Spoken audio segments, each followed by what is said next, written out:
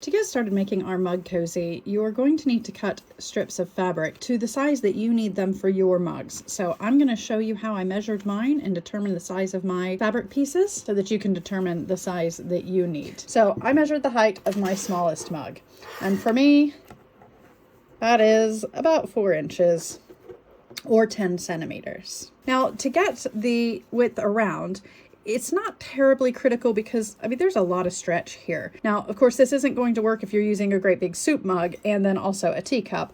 You want generally similar sized mugs. I think this one is probably the biggest around that I have from these three. So I will measure it, and it comes to about 10 inches or 25 centimeters.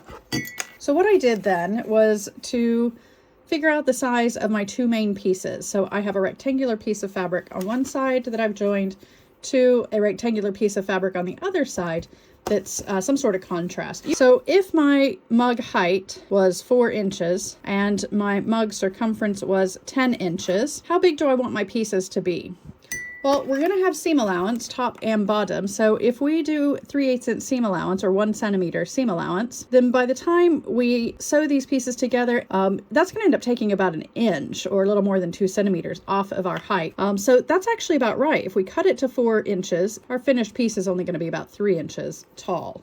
So for the diameter, we need to account for this stretch. Now, what I did was I took about 1 inch off of my diameter to account for this button tab, because I don't actually want this to meet all the way around. I want there to be a bit of space in between, just like this. So I subtracted 1 inch, so that gave me 9 inches. Now, we need to add to that to account for this stretch. And I added about 30% for stretch. So my length of rectangle was about 12 inches. So I need 2 rectangles, 1 in each fabric, 3 inches by 12 inches. For these tabs, you want them to fit through the handle.